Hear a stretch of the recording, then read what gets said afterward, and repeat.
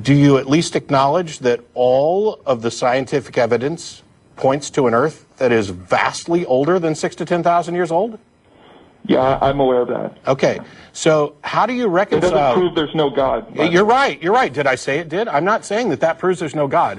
What I'm saying is, here's something we've learned about the universe, and it doesn't match with your literal view of the Bible. Now, there's a conflict there, and we need to resolve that.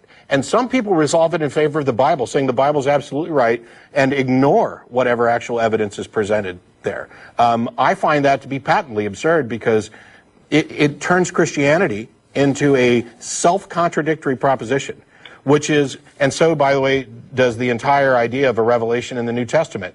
Because your position, to the extent that I understand it, because I haven't got a kind of a straight answer yet, is one where there is a God who has an important message for mankind, and somehow he only reveals it to certain individuals who then write this down, and thousands of years after this initial revelation, we have to rely on copies of translations of copies by anonymous authors with no originals, and a textual testimony to a miracle, for example, the loaves and fishes. There's no amount of reports, anecdotal testimonial reports, that could be sufficient to justify believing that this event actually happened as reported. No amount. And anything that would qualify as a God would clearly understand this, and if it wanted to convey this information to people in a way that was believable, would not be relying on text to do so. And this, for me, is the nail in the coffin for Christianity.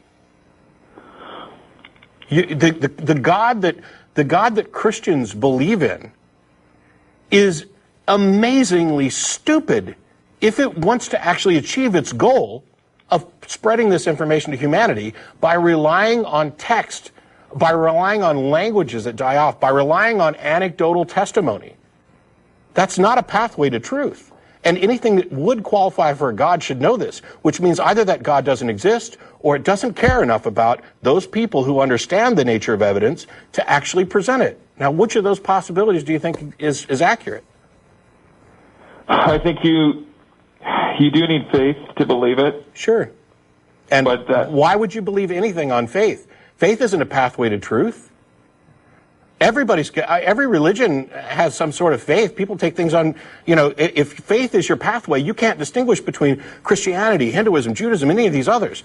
How is it that you use reason as a path to truth in every endeavor of your life, and then when it comes to the ultimate truth, the most important truth, you're saying that faith is required? And how does that reflect on a God who supposedly exists and wants you to have this information? What kind of God requires faith instead of evidence?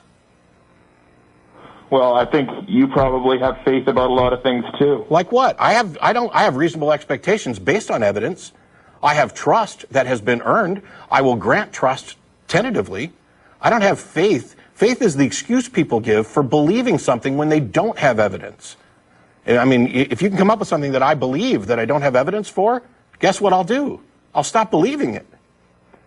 That's the nature of a rational mind. That is the goal. My only goal was to be the best Christian I could be and represent this to people who didn't believe. And what I found, because I actually cared about whether or not my beliefs were true rather than whether they felt good, was that my beliefs weren't justified.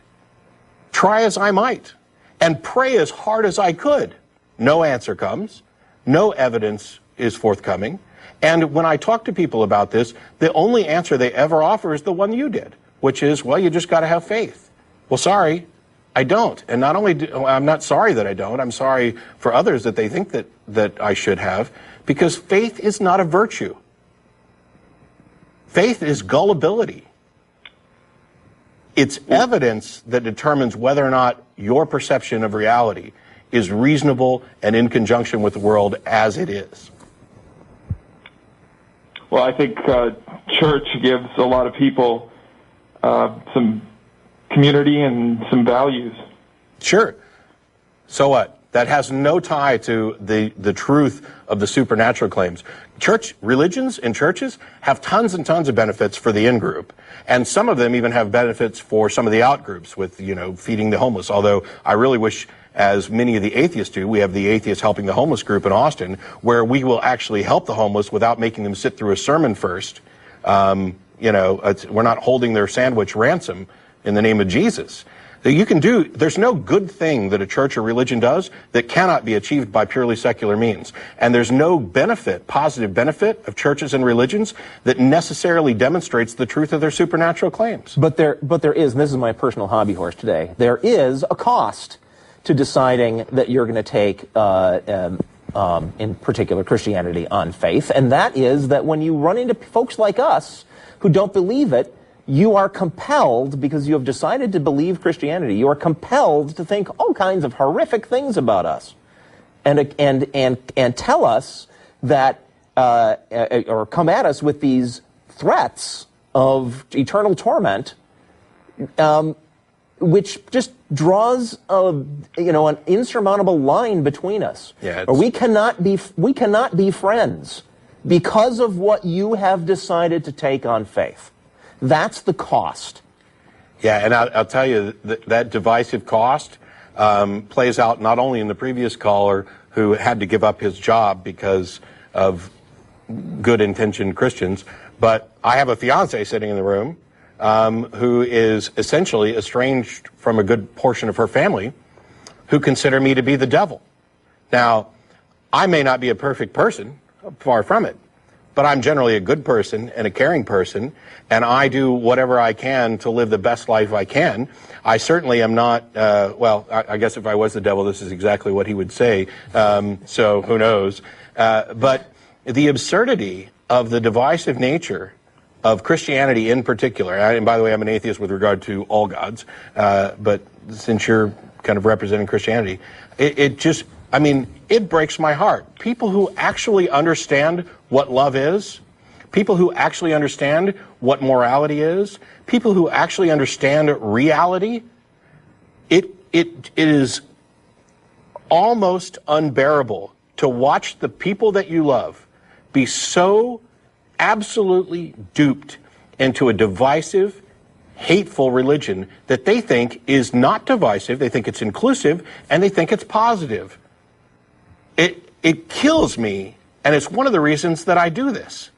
Because I, for 25 plus years, believed this stuff. I am so happy that I no longer think that my former roommate is destined for hell. I am so happy that despite the fact that my relationship with my parents, the nature of it has changed, I don't have to worry about them. The division is entirely one-sided. I didn't end relationships when I became an atheist. Christians ended those relationships, and it was because their particular religion cannot tolerate. I had letters from people who said, we can no longer associate with you. You are of the devil. Now, it's possible that they're right. It's possible. I don't know under what circumstances. But the only way that you could demonstrate that is with reason and evidence, and not faith. And I don't know how we can fix a world where people have been so convinced that they are doing the right thing out of compassion and love and trying to help people when it is absolute poison, when it is absolutely destructive. I wish everybody could go through what I went through so they could have a proper understanding of, wow, how the heck could I have believed those things that I believed? And how much better life is when you want to deal with reality on reality's terms. I mean, I know that we didn't give you a huge opportunity to express your views, but every time I asked, I got kind of a dance. And I'm happy to have you call back in, but if your whole position is that the foundation of your belief is necessarily dependent on faith, then we got nothing to talk about. Because I don't think that that's a good thing, and until you demonstrate that faith is a good thing, how could you possibly convince somebody? And by the way, how do you go about demonstrating that faith is a good thing without evidence? It all comes back to reason and evidence.